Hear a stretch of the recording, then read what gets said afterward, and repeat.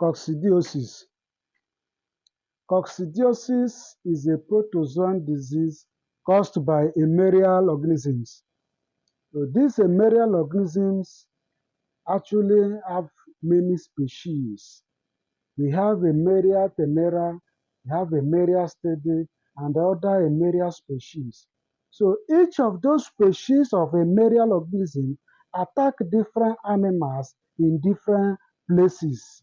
Like the Emeria stede, so Emeria stede causes hepatic coccidiosis in rabbits. Hepatic coccidiosis, yes. Then Emeria tenera attacks the chicken at their intestine. Yes, or you call it, yes.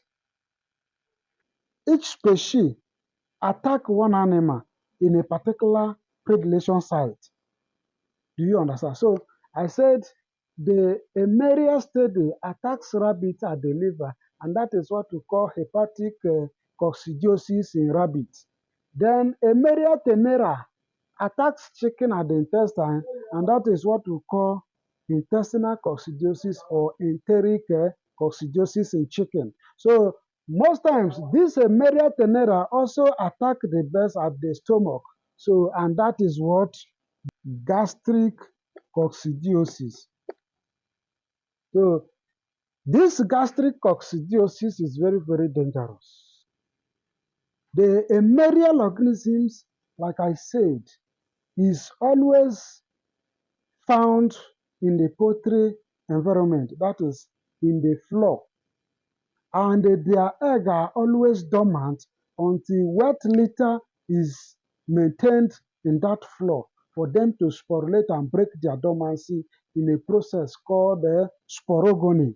So that is why many farmers refer to coccidiosis as a disease of poor management, in that if you maintain dry litter in your farm, especially on your deep litter system, definitely you are 80% away from coccidial outbreak. Why? Because without wet litter, the Emerial oocyst will remain dormant and can never break that dormancy until wet environment is met. So when there is wet environment, the dormancy will now be broken through a process called sporogony, and the sporocyst, when fed by the animal, of course, will now go in and establish on their intestinal mucosa or their gastric mucosa and begin to feed on them, because the membrane of that sporocyst will be digested by the bird that feed on it. And so once the membrane is digested, it will now make the schizoid available to be able to scavenge for what to eat within the walls of the stomach of the bird. And by so doing, it will now begin to cause injury there. So now, of course, if the Emerial organism attack the birds on the stomach, the blood that's supposed to indicate that there is a coccidial outbreak in your farm will still be digested and be absorbed by the same bird. Yes, and that is why we say that gastric coccidiosis is very, very dangerous. So it's a silent killer because it will not give you sign. Why? Because the blood stain that's supposed to indicate that there's a coccidial outbreak in your farm will still be digested. The blood that comes out from the places where the malarial organisms have attacked your bird at their gastric mucosa. So the blood will still be digested by the bird. Intestinal coccidiosis is the one that will tell you that there is coccidial outbreak in your farm, because there will be blood stain in the droppings of the birds. Why? Because at that intestine, nothing can still be absorbed or digested again. But at the gastric level, that is at the stomach level, the blood that was released from the places where the thing has caused injury at the gastric mucosa will be digested and absorbed, and your bird will look healthy and be going off feed. Before you know it, it will silently die.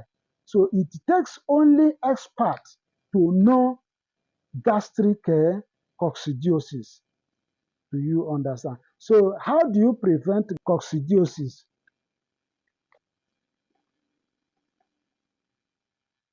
Yes, that is number one. Because without wet litter, the malarial organism will not be able to break their dormancy. And then number two is that there should be occasional, yes, occasionally, yes, supplement their drinking water with anticoccidia occasionally. So these are the ways you can prevent coccidial outbreak in your farm. Then treatment, of course, the treatment is very, very simple. The drugs are everywhere. Treatment of coccidiosis can be obtained with the use of embazine fort is always used. There are many other drugs like superhipracoc and proline, Prococ, and many others. So that can be used to treat it perfectly. So it is not difficult to treat. It's not like other ones that has no specific treatment that you have to manage with antibiotics and the multivitamin. No. This one has a specific treatment. Even if you don't want them to break out in your farm, just be so occasionally, once in a while, you supplement their drinking water with what? Embazine fort or superhipracoc or amprolin or amprococ or prococ. Even sulfamix can do the job very perfectly. So thank you for watching. God bless you. See you in our next package. Bye.